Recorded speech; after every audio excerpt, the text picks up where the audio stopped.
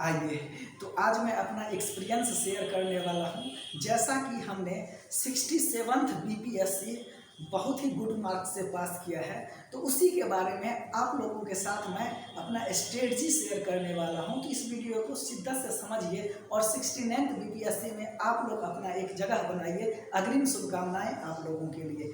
तो देखिए, जैसा कि हमने लिखा है कि मैंने BPSC 67th PT highest cutoff को इस प्रकार पार किया है। तो हम यहाँ पे अपना टाइम टेबल, साथ ही कौन सा बुक्स मैंने फॉलो किया, क्या कटऑफ था और मेंस के लिए हमारा क्या स्ट्रेटजी रहा, इन मुद्दों पर आज हम चर्चा करने वाले हैं। तो stay tuned, study hard for some times. आइए मेरे साथ।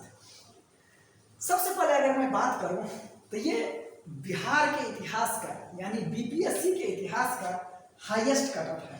हाईएस्ट कटऑफ अगर हम यूआर का बात करें तो 113 गया था, ओबीसी या ईडब्ल्यूएस का बात करें तो 109 गया था, और एससी और अन्य कम्युनिटी का बात करें तो 104 और इससे नीचे रहा है। तो ये था इसका कटऑफ। सबसे पहले अगर हम बात पीटी की करें तो देखिए, मेरा टाइम टेबल कुछ इस प्रकार था। मैं प्रत्येक दिन 6 घंटा पढ़ाई करता था। एग्जाम से 2 महीना पहले, उससे पहले तो भाई कोई टेंशन नहीं रहता था, जब मन करे तब पढ़िए, नहीं पढ़िए। ये लास्ट 60 डेज का बात मैं कर रहा हूँ। उससे पहले बड़ी बड़ी बातें सब करता है, लेकिन ऐसा मैं कुछ नहीं किया था। लास्ट 60 डे पहले से मैं अपने शेड्यूल में चेंजिंग किया था। नियमित रूप से 6 घंटा मैंने स्टडी किया। इसके अलावा हर एक टॉपिक का शॉर्ट नोट्स बनाया। उसके अलावा टेक्स्ट बुक को ज़्यादा से ज़्यादा पढ़ा, खास करके एनसीईआरटी, उसमें भी क्या तो हिस्ट्री वाला सेक्शन, इसके अलावा ज्योग्राफी वाला सेक्शन, इस 2 को मैंने शिद्दत से तैयार किया। और बाकी पॉलिटी वाला हमने नहीं पढ़ा था, क्योंकि उसमें बहुत ज़्यादा गैदरिंग होता है। हमने एक ही किताब पढ़ा था, एम लक्ष्मीकांत को, और उसके बाद लूसेंट और इसका जो घटना चक्र है, खास करके यहाँ पे लूसेंट प्लस घटना चक्र, इसको मैंने बनाया था और एम लक्ष्मीकांत पढ़ा था। तो एनसीईआरटी को मैंने कई बार, 2 ही महीना था तो बहुत ज़्यादा पढ़ना। इससे पहले मैं खुद यूपीएससी कई बार दे चुका हूँ, तो उसका अच्छा खासा एक्सपीरियंस रहा है। तो इस रिगार्डिंग हम एनसीईआरटी को एक बार हिस्ट्री वाला और ज्योग्राफी वाला सेक्शन को बढ़िया से रिवाइज किया। इसके अलावा जो कॉम्पिटेटिव बुक्स हैं, खास करके आईएएस और पीसीएस के लिए, आईएएस एंड पीसीएस के लिए, उसको मैंने शिद्दत से फॉलो किया। अगर मैं बात करूं हिस्ट्री के लिए, तो आर.एस. शर्मा, चूँकि हिस्ट्री मेरा ऑप्शनल है, तो इसको पढ़ने में हमको मज़ा आता है। एक बार इसका रिवीजन किया था और बहुत शिद्दत से स्पेक्ट्रम को पढ़ा था।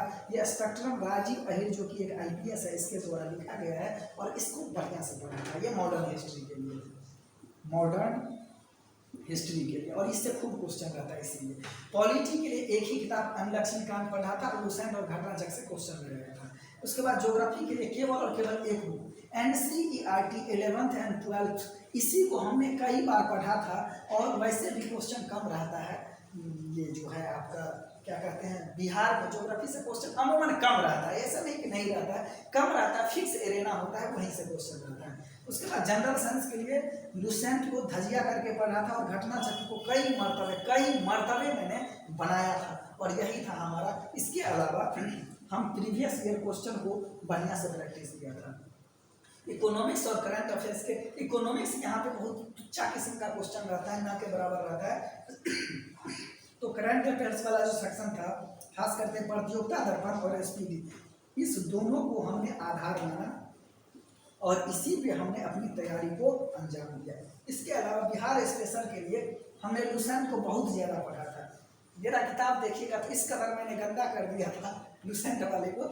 क्रॉन भी खरीदे थे, लेकिन ये हमको बहुत ज़्यादा अच्छा नहीं लगा। किसी को क्रॉन ही अच्छा लगता है, पर अनजाने में हमको लूसेंट ज़्यादा अच्छा लगा। लूसेंट का बिहार स्पेशल का आता है, उसी को हमने ज़्यादा शिद्दत से पढ़ा था।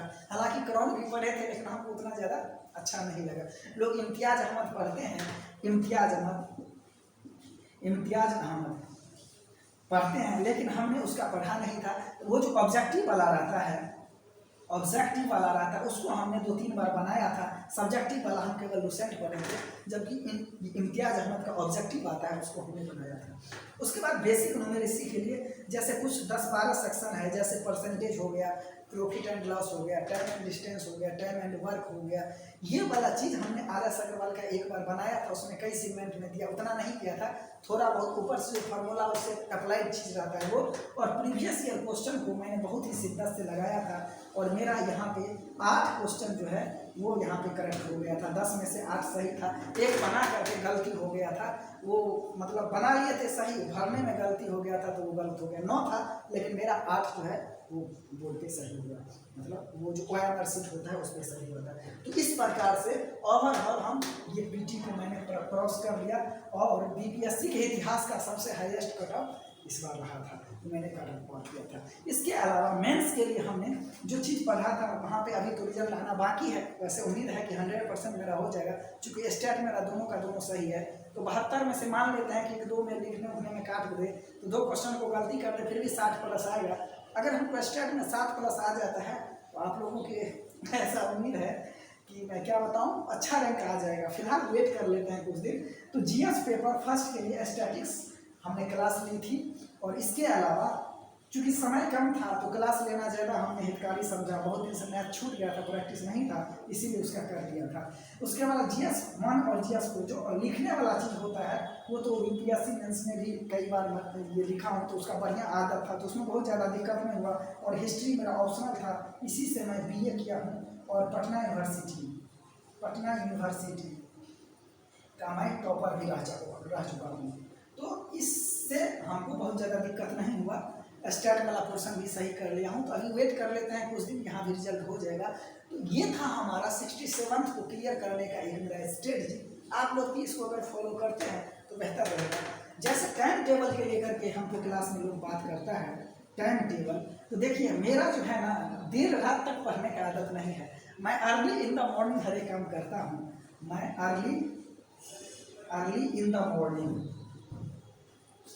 हर एक काम करने वाला हूँ। तो मैं रात तक नहीं पढ़ता था, सुबह में 3-4 घंटा पढ़ता था और फिर दोपहर या शाम में 2-3 घंटा पढ़ता था, लेकिन माइंड को कूल रखता था। जो चीज़ पढ़ता था उसको बार बार मैं रिवीजन करता था और यही मेरा एक तरीका है, बहुत ज़्यादा हार्ड नहीं है। मैं उम्मीद करता हूँ कि आप लोग जब आप मिलेंगे हमसे पर्सनली तो मिठाई के साथ आएंगे, कुछ अच्छा खुशखबरी लेके आएंगे।